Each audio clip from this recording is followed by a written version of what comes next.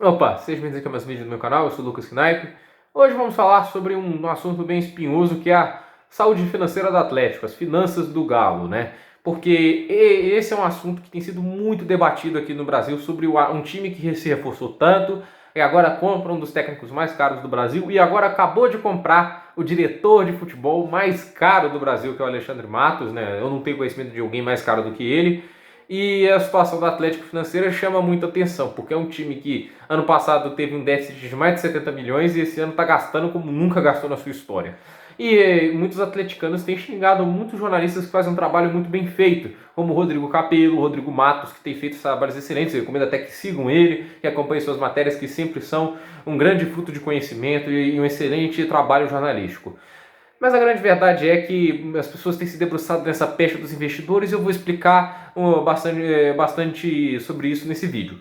Por favor, espero que você deixe seu like, se inscreva no canal, compartilhe o vídeo e assista o vídeo até o final. Antes de criticar, antes de me xingar nos comentários, me chamar de mal informado, tudo isso, assiste o vídeo até o final e confere as informações e não vamos viver de sensacionalismo. A gente tem que falar as informações com realidade. Não adianta falar que está tudo bem, que está excelente, que o time vai ganhar tudo, porque isso não vai acontecer gritando mais alto, falando isso. Tem que ter atitudes para isso acontecer. E até agora as atitudes do Atlético assustam um pouco. São atitudes direcionadas a uma lógica de curto prazo, de ganhar títulos agora. Não vou esperar, não vou fazer um planejamento para ganhar no futuro, como fez o Atlético Paranaense, já ganhou um campeonato, uma Copa do Brasil e uma Sul-Americana. Tá naquela lógica que o Cruzeiro fez com o próprio Alexandre Matos na época de 2012, 2013, de ganhar Brasileirões, né? Acabaram ganhando os Brasileirões, não ganhar Libertadores, mas de ganhar os negócios instantaneamente. Vou contratar um super time, cheio de craque esse time, cheio de jogadores bons, valiosos, vou colocar um bom treinador, que é até uma decisão acertada, e eu vou ganhar títulos, e o dinheiro que der desses títulos vai pagar todo esse investimento, o que é uma ilusão. Primeiro vamos explicar assim, parte por parte. No começo do ano eu fiz um vídeo falando sobre o Soteldo e ter recebido uma proposta de 51 milhões, que o Atlético ofereceu isso. Eu já assustei porque isso já era mais que o dobro do que o Sérgio Sete Câmara colocou na sua planilha bonitinha lá, que planilha, a gente sabe, é só um pedaço de papel, porque se cumprir ou não é outra história. O que isso ia gastar 20 milhões em transferências, 10 milhões em base, e iam receber 100 milhões em transferências, tipo assim, ia receber de venda de jogadores, né? O que é um preço assim, não sei de onde ele tirou aquele preço, mas a grande verdade é que até agora a maior transferência que saiu do Atlético, até um dinheiro muito bom, que foi o Inichara por 36 milhões. Tirando isso, não vi muitos jogadores saindo tão perto disso. A questão é, o Atlético fez uma planilha e na primeira jogada, nessa primeira grande jogada de transferência, já iam estourar muito isso. Essa jogada só serviu para complicar mais a vida do Santos, que vai ter que arrumar um dinheiro para pagar os outros direitos do Soteldo. Mas não conseguiu trazer um jogador, que pode até ser uma notícia boa para não endividar muito o clube. O problema é que o Atlético hoje já está falando em o quê? O Atlético, para você ter ideia, vamos esclarecer, é o time que mais contratou jogadores esse ano. São 8 até agora. Eu me lembro de 6 precisamente. Jogou Rabelo, Alan por empréstimo, Arana, Marquinhos não, Arana, Tardelli, Savarino, Dilan Borreiro. Ainda tem mais 2. Ou seja, são 8 reforços. E só o Arana e o Dilan Borreiro já consomem mais de 20 milhões de reais que foram colocados lá pelo Sérgio Sete Câmara. Eles são boas, a maioria são excelentes contratações, são contratações que agregam muito o elenco, que deixam o elenco mais forte. São, mas é aquela coisa, cadê o comprometimento com a planilha? Isso é possível agora? Tipo assim, você tem dinheiro para manter isso agora? Agora vamos a outro fato. Os planejamentos do Atlético para o futuro. O São Paulo, que é um goleiro que saia com os pés, mais que o Vitor seja um goleiraço com as mãos, ele não é muito habilidoso com os pés. Ele também que é um zagueiro, já está pensando no Lucas Veríssimo do Santos, que é caro, não é barato, que é o Sacha, e ele também quer um meia e mais um centroavante. Esse centroavante possivelmente seria o Roger Guedes, que é um cara que está no futebol chinês. O coronavírus está lá parando o campeonato de lá e deve parar o daqui também. Então, o preço que você tirar ele de lá, que seria reduzido por causa do surto de coronavírus, não vai reduzir agora, até porque lá já está sendo controlado e aqui está começando.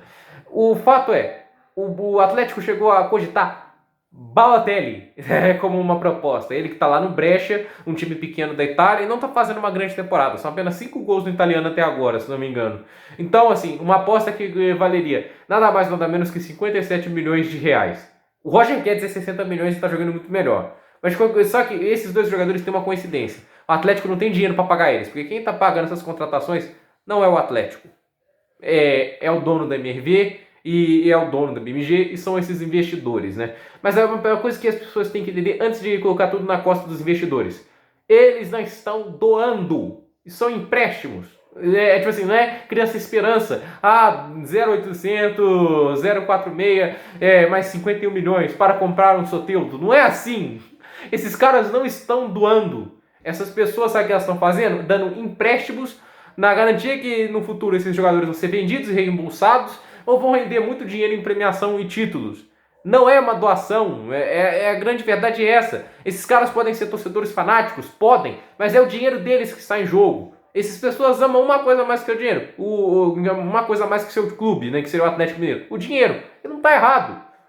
O dinheiro deles é para garantir a manutenção da empresa. Se você tem uma empresa como a MRV, está investindo em um clube que gasta dinheiro à toa, isso pode prejudicar a imagem da empresa e ele é obrigado a cobrar a dívida. Então, é uma coisa assim, não dá para jogar tudo nas costas dos investidores. Eles ajudam, mas não dá para você ficar jogando tudo nas costas deles. O Atlético não tem dinheiro para contratar o Jorge Sampaoli. Eles não tem que colocar mais da metade do salário dele nas costas da MRV. Então, assim, esse tipo de situação não é sustentável por muito tempo. Você pode sustentar por 2 anos, né? Mas por quanto tempo você consegue sustentar isso? Outra coisa assim, o Atlético com o técnico, eu até me lembrei aqui. O Atlético tentou do Sampaoli no início da temporada, o que eles falaram? É caro demais. O Rui Costa falou, é caro demais, não dá para financiar isso há muito tempo, isso não seria saudável financeiramente, até uma lógica muito inteligente num ponto de vista. E que eles fizeram? Contrataram o Rafael Dudamel, que teve um excelente desempenho na Venezuela. Ele não é um mau técnico, gente, não entendo isso, ele não é um técnico ruim, é um técnico bom, mas a verdade é que ele nunca trabalhou com um clube. Porque trabalhar com seleção é muito mais muito diferente do que trabalhar com um clube. Você não tem uma rotina muito grande, você não joga mais do que 15 a 20 jogos por ano. Num clube, como Atlético, você joga 70. Então, assim, é uma transição e ele ia demorar para pegar o ritmo. A questão é, o Atlético contratou esse cara, deu um salário generoso e já demitiu o cara depois de 10 jogos. Tinha um contrato de 2 anos e vai ter uma rescisão ali de 2 a 8 milhões, se não me engano. É grana. A grande verdade, assim, é você assumindo dívidas para depois, agora eliminado de 2 competições que faziam parte do seu ano financeiro, vou contratar o Sampaoli que você achava caro antes. Agora, com a diferença que você não pode ir longe dessas competições, não vai ter dinheiro para cobrir parte do rombo que vai ser deixado. Não há planejamento de verdade. Isso para mim não é planejamento. O Atlético está gastando dinheiro que não tem. Esse dinheiro não é dele. Como eu disse, é dos investidores. E eu disse, é empréstimos. Esses caras não estão doando. E mesmo doando, o Atlético ainda está tendo déficits. O Atlético não está fechando as contas. Por isso tem que ter um planejamento mais inteligente. Agora está fazendo estádio bonito, a MRV ali está ajudando, tudo isso. Tipo assim, eu não acho que é um Cruzeiro. Para ser um Cruzeiro tem que piorar muito. O Cruzeiro fez coisas como pagar 1,5 milhão por mês pro Fred, um salário que ia ser de 83 milhões daqui até o ano que vem, que é uma coisa que é assim, você não consegue tirar muita burrice para fazer uma coisa dessa. O Atlético contratando o Tardelli, que é uma lenda até mais jovem do que o Fred era quando o Cruzeiro contratou, tá pagando acho que 250 mil, que é muito menos, o que deixa um roubo do salário muito menor. Então assim, há um pouco mais de inteligência, mas isso não quer, a régua não pode ser o Cruzeiro. A régua tem que ser gestões eficientes de clubes parecidos, como o Atlético Paranaense. Não tem que ser o Flamengo. Você não tem que procurar ser bom igual o Flamengo, porque às vezes você não tem condição de fazer isso. Então assim, é preciso fazer esse vídeo. E as pessoas não devem xingar jornalistas sérios como o Capello e o Rodrigo Matos só porque eles estão fazendo matérias falando que isso pode dar problemas no futuro. Porque pode. Gente, tem que entender. Não adianta o presidente Sete Câmara falar, não vou cruzeirar, se o clube tiver com as finanças não tiver com as finanças em contas. O primeiro pilar para um clube sustentável que pode jogar bem durante muito tempo é a responsabilidade fiscal, não gastar mais do que arrecada. Porque depois, você vai conseguir expandir suas finanças e contratar um time melhor. Você não vai fazer isso despejando um rio de dinheiro, tendo um time forte em 2 anos e daqui a 3 anos tendo um time lutando para não cair. Porque esse é o perigo. Eu não estou falando do que vai ser esse ano ou o próximo ano. Esse ano e o próximo ano podem ser anos bons. Eu não acho assim. Eu vi hoje o PVC falando que o Atlético é o 17º time do Brasil. Eu duvido que vão lutar para não cair. O Atlético tem condição até de ser G4 esse ano. E ano que vem tem condição de ir muito bem na Libertadores. Já até porque o São Paulo vai ficar até lá. Porque o Atlético não tem 70 milhões para pagar a cláusula antidemissão que foi assinada. Que até é educativo com a diretoria do Atlético que não tem paciência com os técnicos.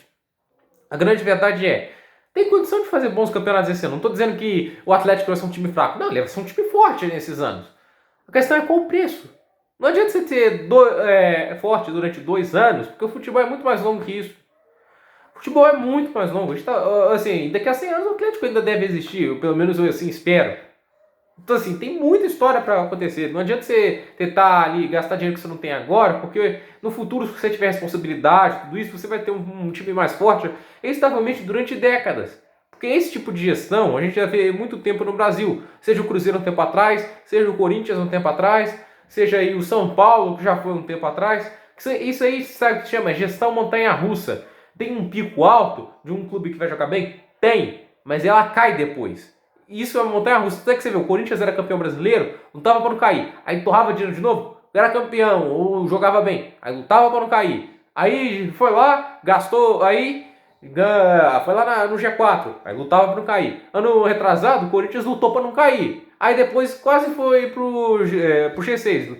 Foi até a pré-temporada da Libertadores. Só não foi mais longe porque o Carrinho, meu Deus, um técnico assim que retranqueira até o último centímetro da alma. Mas a questão é, esse tipo de gestão não tem muito futuro. O Atlético pode ter um excelente desempenho nos próximos 2 ou 3 anos, mas uma hora esse preço chega e quando chegar, os jornalistas vão falar: eu avisei, e eles estarão certos. Por isso você tem que cobrar responsabilidade fiscal dos seus dirigentes no seu clube. Isso não é um vídeo só sobre o Atlético, é um vídeo sobre todo o futebol brasileiro. O Atlético não é o único fazendo isso. Tem gente fazendo muito pior com o Atlético. Um exemplo é o Vasco, outro exemplo também é o Corinthians. Por isso eu faço esse vídeo aqui. Espero que sejam respeitosos nos comentários. Quem assistiu até o final eu agradeço muito. Por esse vídeo é isso, gente. Dúvidas nos comentários. Espero ter esclarecido melhor, ter feito um vídeo melhor do que eu fiz naquela época sobre o Soteldo. Deixe seu like, se inscreva no canal. De novo lembrando, compartilhe o vídeo e até o próximo vídeo.